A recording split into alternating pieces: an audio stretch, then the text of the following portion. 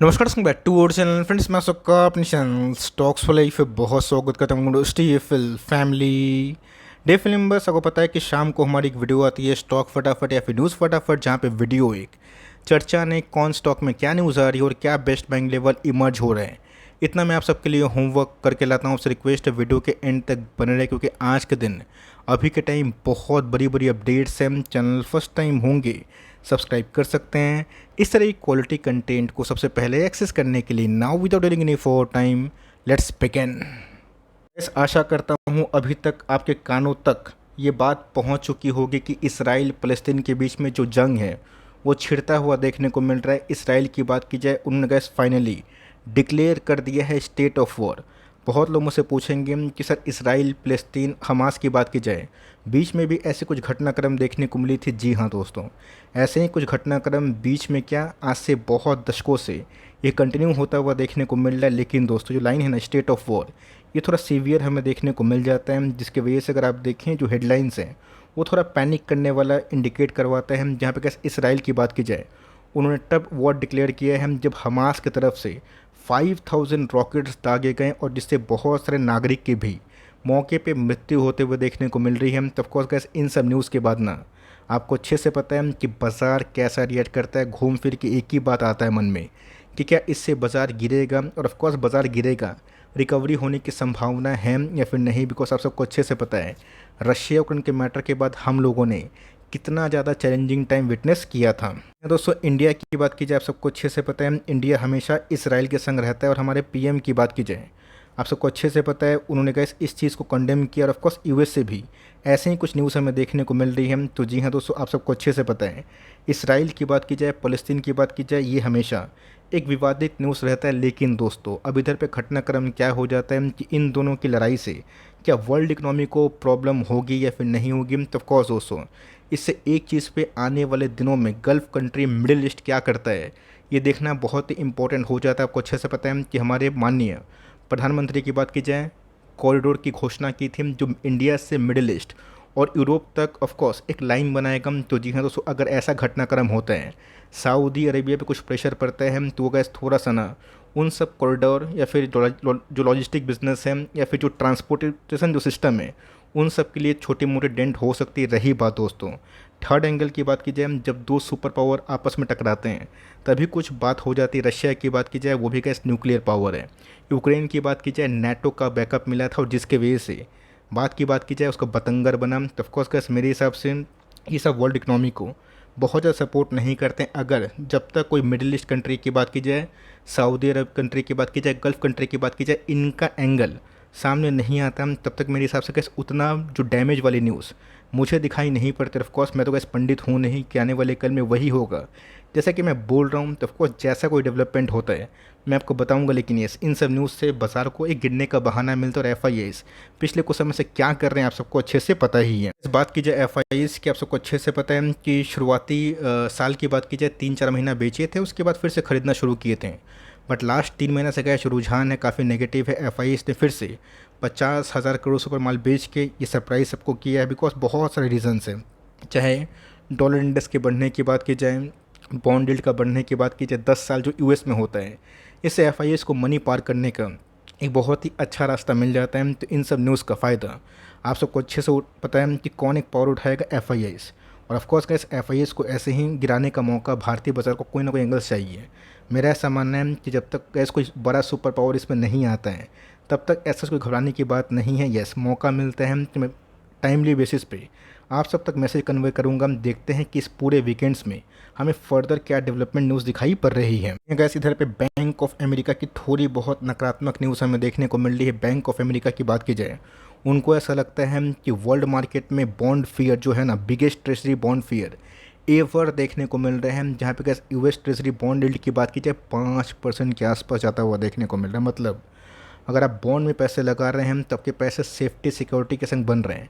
जिनके पास billions of dollars हैं, चाहे वो बैंकों की बात की जाए, फिर इंडिया को ही मौका मिलेगा कि यूएस के डॉलर में पैसा निवेश करने का या फिर उनके बॉन्ड परचेस करने का, तो ऑफकोर्स इंडिया पीछे नहीं हटेगा। लेकिन यस, फेड की हॉकिश कमेंट्री से मार्केट में नर्वसनेस है और नर्वसनेस गैस कंटिन्यू आने वाले दिनों में हो सकती है। हमारा संयम यही बोलता है कि लॉन्ग टर्म में हमेशा प्लस माइनस रहेगा, मार्केट में गैस बने रहेंगे तो ही पैसे बनेंगे।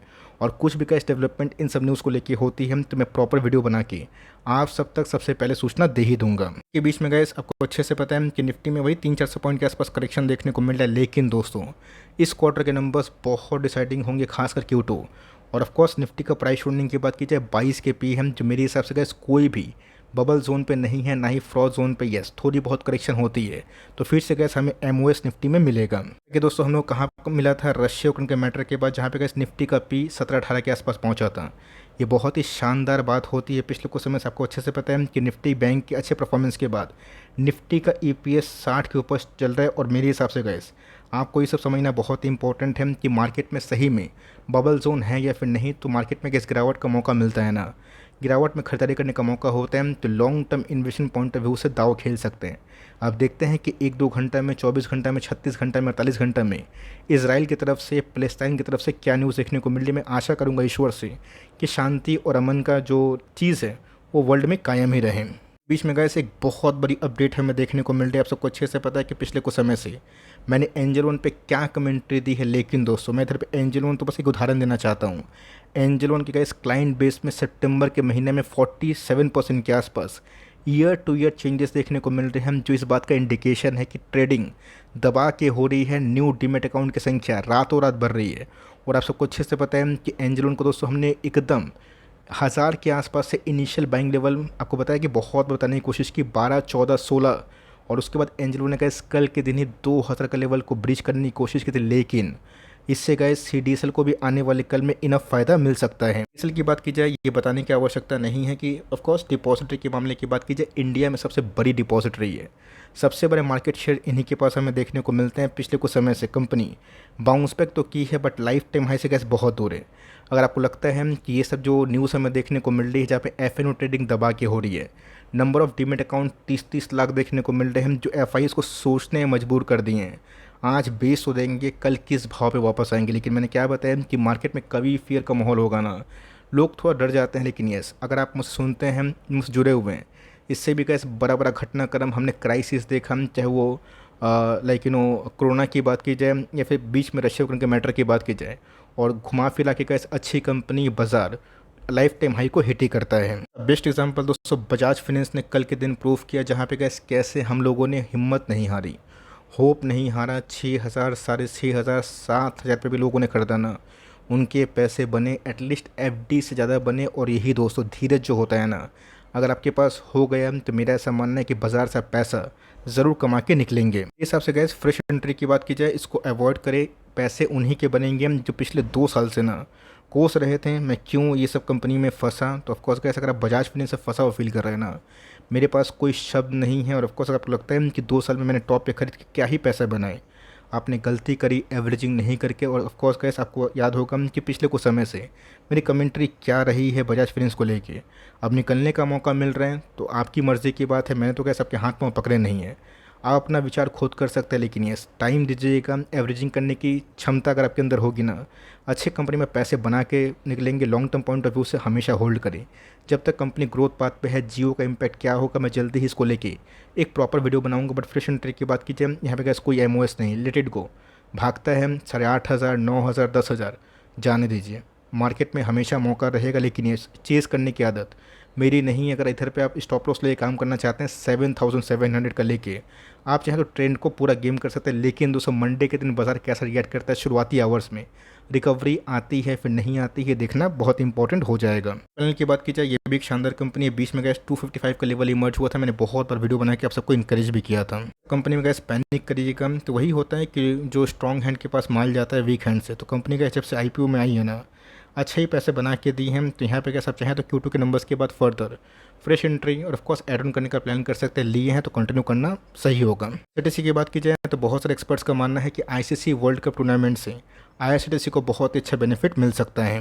और सिर्फ IRCTC नहीं, इवन दोस्तों इंटरग्लोब एविएशन की बात की जाए, टूरिज्म सेक्टर की बात की जाए, बैग इंडस्ट्री की बात की जाए, अगर आप घूमेंगे तो बैग की आवश्यकता होगी, VIP सफारी, ये सब का इस कंपनी का नाम याद रखिएगा, जो कि ऑफकोर्स वर्ल्ड जो कप हो रहा है, टूर्नामेंट हो रहा है, इन सब से ड्रिवन हो सकता है। IRCTC से में निवेश करके बैठे हैं तो ठीक बात है, और ऑफ कोर्स निवेश करना चाहते हैं तो अभी भी कैसे एम्पल मौका है। थोड़ा भी स्केप्टिक फील हो रहा है, आप Q2 के बाद डिसाइड कर सकते हो। अब की बात की जाए, इसको भी कैसे जल्दीबाजी में खरीदने से बचें और देख लीजिए कि इस क्वार्टर के नंबर्स कैसे हो रहे हैं। बाजार में तेजी होती है तो लोगों को लगता है कि स्टॉक गिरेगा ही नहीं, बाजार गिरेगा ही नहीं, और जब बाजार में मंदी होती है तो लोगों को लगता है कि स्टॉक भागेगा नहीं, बाजार भागेगा नहीं। दोनों तरफ लोग गैस गलती खाते हैं। अगर स्टॉक भागा है तो गिर भी सकता है। अब देखना बनता है कि जो gas non stop rally company का 100% 200% दी है तो 20-30% के आसपास गिरावट कभी भी कोई न्यूज़ से, ये कॉमन सी बात है। तो ऑफकोर्स टॉप पे खरीदने से बचे और देखते हैं कि एक एम्पल मीनिंगफुल करेक्शन होती है तो ही सही है, और एल्स हम लोग तो आपको पता है कि कितने लंबे अरसे से कितने निचले भाव पे सो खरीद के बैठे हुए हैं। फूड की बात की जाए तो जी गैस, बहुत लोग मुझसे कमेंट बॉक्स में पूछ सकते हैं कि सर नंबर्स अच्छे थे और डिस्पाइट नंबर्स के बाद स्टॉक क्यों गिर रहे हैं। यहाँ तो दोस्तों इसका कोई एग्जैक्ट कारण मुझे समझ में नहीं आता है कि अच्छे नंबर्स के बाद स्टॉक क्यों गिर रहा हो सकता है कि किसी को एकोमोडेशन करना हो रहा होगा इसलिए स्टॉक गिर रहा होगा, बड़ी बाइंग नहीं आ रही होगी। और जब स्मार्ट प्लेयर्स अपने एकोमोडेशन पूरा कर लेंगे और जब लोग भूल जाएंगे कि प्रीवियस कुछ क्वार्टर्स में कुछ अच्छा डेवलपमेंट हुआ था, शायद स्टॉक भागेगा। QIP की न्यूज़ दोस्तों थोड़ा सा इसको हॉन्ट किया है। ऑफकोर्स एडिशनल फंड रेज से कंपनी का डेट इशू होगा, जो ऑफकोर्स एक लाजमी सी बात है। हो सकता है कि स्केप्टिक हैंड्स ना इसको बेचने की कोशिश करे, बट मेरा ऐसा मानना है कि स्टॉक में अच्छा ग्रोथ है और 26-23 तक कंपनी यहाँ से और भी मल्टीपल टाइम्स बढ़ सकती है। इसकी बात की जाए, देखना बनता है कि ये सब जगह डेवलपमेंट हो रही है, इसराइल, फ़लस्तीन या फिर हमास, सब कुछ भी कंसिडर करें, इन सब में जो हेवीवेट्स प्लेयर है, खासकर Reliance, HDFC bank, ICICI bank, Bajaj finance, TCS, Monday के दिन कैसा बिहेव करता है। सबसे गैस अगर आप रिलायंस को 2700 पे 2800 पे चेस कर रहे थे और 2300 में नफरत कर रहे हैं, वो चीज़ सही नहीं है। आपको समझ में आना बहुत ही इंपॉर्टेंट है कि कोई बिजनेस का रूट ना उनके फंडामेंटल से ऊपर नहीं होता है। फंडामेंटल ओके है तो एक वहाँ पे दोस्तों क्या होता है, वहाँ पे आपको ऐड करने की सलाह मैं देता हूँ। जो गैस रिलायंस से पुराने निवेशक है उनको तो मेरी एडवाइस की ज़रूरत ही नहीं है, बिकॉज वो अपने आप में एक वॉरियर है जिन्होंने 5-6 साल होल्ड करने के बाद रिलायंस को 5 गुना भी होता हुआ देखा है।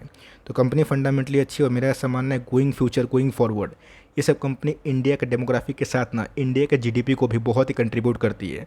SIP करिए सही है, और कभी भी कैसे एक बड़ा लेवल टूटता है यहाँ से 100-150 पॉइंट के आसपास एक बड़ी बाइंग हो सकती है। इंडस्ट्रीज़ की बात की जाए, इस कंपनी में थोड़ा फोकस करें, बिकॉज इंटायर केमिकल स्पेस में आपको अच्छे से पता है कि ऊर्जा गायब है। यस, बहुत लोग मुझसे कमेंट बॉक्स में पूछ रहे थे कि सर कौन कौन से केमिकल का क्या क्या प्राइसिंग चेंज हुआ है, प्लीज़ Q2 के नंबर्स के पहले बता दीजिएगा। तो अगर आपको चाहिए होगी वीडियो तो प्लीज़ कमेंट बॉक्स में बताइएगा।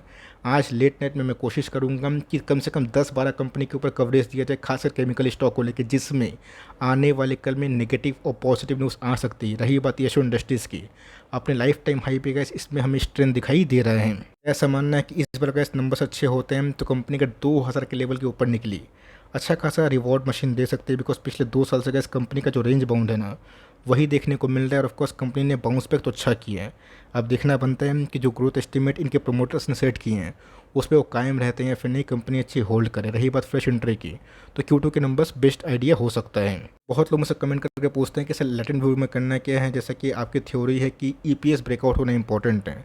मैं दोस्तों अपनी थ्योरी पे कायम रहूँगा, बिकॉज जब तक इस EPS ब्रेकआउट लैटेंट व्यू में नहीं होता है तब तक इसको स्टॉक को पागल की तरह चलने में थोड़ा टाइम की आवश्यकता होती है, हो सकती है। तो कंपनी का इस वही 40 से 50 करोड़ के आसपास प्रॉफिट दर्ज कर रही है। अगर उसमें ब्रेकआउट होता है तो मेरा ऐसा मानना है देर या फिर सवेरे कंपनी में अच्छा पैसा बना सकती है। इसमें तो गैस ये कंपनी 300 के लेवल पे आई थी, वहाँ से बाउंस बैक की है 30% के आसपास। अब देखते हैं कि गोइंग फॉरवर्ड कंपनी कैसा परफॉर्म कर सकती है। ऑल दो कंपनी का 450 का मार्क भी ना छूने की कोशिश की थी, बट आपको अच्छे से पता है कि मिड कैप स्मॉल कैप में उसके बाद थोड़ी बहुत करेक्शन जिसको बोलते हैं फ्रॉथ वो निकलता हुआ देखने को मिल रहा है। तो कंपनी में जो भी झांक था वो निकल चुका। और मेरा ऐसा मानना है गोइंग फॉरवर्ड दोस्तों डेटा एनालिटिक्स का जो बाज़ार है, साइंस है, ये काफ़ी ग्रो सम टाइप का है। कंपनी बहुत ही ग्रोथ मेकिंग है। अब देखते हैं कि इस क्वार्टर के नंबर्स कैसे होते हैं। ऑल दो कंपनी डेट फ्री है, जो बहुत ही सुकून की बात है। और कंपनी का फ्यूचर जो है दोस्तों डेटा पे ही ड्रिवन है। और ऑफकोर्स जो भी कंपनी आप उठा लें, चाहे वो बजाज फाइनेंस पीछे छूट रही है बिकॉज ऑफ जियो फाइनेंशियल, जियो के पास भर भर के डेटा है। और ऑफकोर्स डेटा ही दोस्तों आने वाले कल का थीम है। जिनके पास ज़्यादा डेटा वही सब कंपनी को डेटा रिसाइकिल कर सकते हैं। तो कंपनी अच्छी है। कंपनी में अगर आप टिके हुए हैं तो कंटिन्यू करें, वरना आप सब कंपनी को एक साल वो बेचने लगेंगे। जैसे कि हैप्पीस्ट माइंड्स ये टाइम ही नहीं देंगे, तो वो सब स्टोरी होती है ना कि 3-4 साल 5 साल स्टॉक चला ही नहीं और उसके बाद मल्टीबैगर बन गया तो लोग देखते ही रहते हैं। तो कंपनी अगर अच्छी है, प्रोमोटर सही है, हमें टाइम देने में कोई भी हर्जा नहीं होना चाहिए। इसी की बात की जाए, ये भी कैसे एक शानदार कंपनी है। पिछले कुछ समय से ITC ने पूरे बाज़ार को एकदम सरप्राइज़ कर दिया है। याद होगा दोस्तों, क्राइसिस भरे माहौल में हमने आईटीसी पे कितना कन्विक्शन शो किया, और जिन लोगों का इस कन्विक्शन शो किया ना, पैसे उन्हीं के बने। लोग भूल जाते हैं कि कोई भी स्टॉक को अगर आप टॉप पे खरीदते हैं और उसके बाद जब स्टॉक नहीं गिरता है, कंसोलिडेशन फेज में होता है, लोग बेच देते हैं। आज आप टॉप पे भी खरीदते हैं तो डिविडेंड का मज़ा अलग से मिलता है, और ऑफकोर्स प्राइस अप्रिशिएशन भी होता है। लेकिन यस, ये सब का इस टाइम में ना बहुत ही क्राइसिस भरा माहौल होता है। कोई कंपनी अगर 5-6 साल एकदम पागल की तरह अपट्रेंड में रही है, तो 2-3 साल तो कैसा भूल के चलिए कि अगर उसमें गिरावट होती है, कंसोलिडेशन होता है, तो ठीक है, तो कंपनी अच्छी है, चेस ना करे, लिए हैं तो कंटिन्यू करें। 420 के नीचे आता है तो ठीक है, वरना कैसे अगर भागता है तो लेट इट गो। अगर आप ऐसे भी कमिटेड है तो आप कंटिन्यू कर सकते हैं।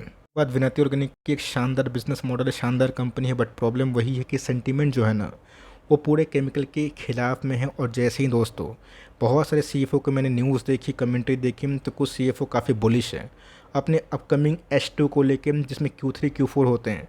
और बहुत सारे जो सीएफओ है वो थोड़ा सा अलर्ट भी कर रहे हैं। इसका एस्टीमेट ठीक होगा नहीं होगा वो वक्त बताएगा, बिकॉज केमिकल सेक्टर में दोस्तों एक बहुत ही कॉम्प्लेक्स सेक्टर मुझे लगता है। बिकॉज इन सब सेक्टर में कंपनी तो सब केमिकल वाले ही हैं, पर इनका मैकेनिज्म, बिहेवियर, रॉ मटेरियल सब अलग अलग है। मेरे हिसाब से गैस कंपनी बहुत ही अच्छा डिमांड जोन पे है, जो 2 साल से उसी दायरा में है। तो long term investment point of view से गैस आप चाहें ना SIP बिया डाल सकते हैं। ऑफकोर्स अगर आपको 5 साल 10 साल होल्ड करने का मन करता है, तो कंपनी डेप्ट फ्री होने के साथ बहुत ही स्ट्रॉन्ग प्रोमोटर होल्डिंग को बिलोंग करती है, और कंपनी गैस अभी तक बहुत ही प्रोडक्टिव रही भी है। इंडिया की बात की जाए, ये भी कैसे एक शानदार कंपनी है, और मेरा ऐसा मानना है कि ऑनगोइंग कंडीशन में जो नेशन में कोलैप्स की न्यूज़ हमें देखने को मिल रही है कि USA या फिर यूरोप अभी भी उतना बड़ा ग्रोथ GDP में कंट्रीब्यूट नहीं कर रहा है, जिसकी वजह से बहुत सारी कंपनीज ने अपने बजट को काटा है और एड स्पेंडिंग में ज़रूरत से ज़्यादा स्पेंड तो करना ही छोड़ दीजिए दोस्तों, ज़रूरत से कम स्पेंड कर रहे हैं। इतना कैसे स्पेंडिंग कम होगी, ये सब कंपनी को कम बजट मिलेगा अपने बिजनेस को स्केल अप करने के लिए। बट मेरा ऐसा मानना है कि चीज़ नॉर्मलाइज होंगी इंडिया के साथ, भारत के साथ, वर्ल्ड भी चमकेगा। इंडिया दोस्तों अब के टाइम वर्ल्ड का ग्रोथ इंजन बोलना गलत नहीं होगा। और मेरा ऐसा मानना है गोइंग फॉरवर्ड दोस्तों जैसे ही इकोनॉमी राइज होगी ना, एप्पल इंडिया अच्छा परफॉर्म कर सकता है। इस लेवल पे गैस बेचना छोड़िए, मुझे लगता है खरीदने का सही टाइम है। अगर आप इसको टाइम देने के लिए ओके हैं तो company gas equally rewarding machine बन सकती है। बात बहुत तो मुझसे पूछ रहे कि सर इंफ्रा में कोई पिक बताइए, तो केनर के बारे में गैस आपको याद होगा मैंने 230-40 से बहुत बार कवरेज दी, और इस कंपनी में एम्पल ऑफ जो डिलीवरीज हैं वो भी गैस काफ़ी प्रोडक्टिव देखने को मिल रहे थे। मार्केट में गैस बहुत सारे विकल्प है, बट इस कंपनी के पास जो नंबर्स ऑफ ऑर्डर बुक्स हैं वो काफ़ी स्ट्रॉन्ग है। और मेरा ऐसा मानना है कि अगर 200-300 का लेवल सर्वाइव करता है और 350 को क्लोजिंग देता है, तो कंपनी फिर से एक लाइफ टाइम हाई को तो छोड़िए, new life time high record कर सकती है। इस कंपनी को आप ट्रैक करें, 7000 करोड़ के आसपास की मार्केट कैप है, 15 का पी है, जो अपने आप में ही ठीक ठाक है। आप निवेशित है तो कंटिन्यू करें, और निवेश करने का मन है तो अभी बाई कर सकते हैं। 10-15-20% के लिए गैस हमेशा रिस्क रहता है, तो स्टैगर वे बाइंग करिएगा ना, तो नीचे भी खरीदिए ऊपर भी खरीदिए। बाई ऑन डिप्स का फॉर्मूला गैस हमेशा बेस्ट होता है। वो वही समझते हैं जिन्होंने सही में इस फार्मूला को अप्लाई किया और लॉन्ग टर्म तक बने रहें। आपका क्या व्यू है पूरे इंटायर वीडियो पे और कुछ स्टॉक्स पे, और खासकर इसराइल पैलेस्टीन को लेके प्लीज़ अपना जो एक्सपर्ट ओपिनियन है उसको शो करिएगा। बिकॉज मैं देखता हूँ कि कमेंट बॉक्स में मुझे बहुत सारे अच्छे लोगों के अच्छे कमेंट्स देखने को मिलते हैं। तो ऑफकोर्स वीडियो अच्छी लगे तो प्लीज़ लाइक करके इनकरेज भी करिएगा। चैनल फर्स्ट टाइम होंगे सब्सक्राइब करके बेल आइकन को प्रेस करना भी ना भूलिएगा। तो गाइस मिलते हैं जल्दी ही, तब तक के लिए bye. Thanks for listening friends, God bless you all.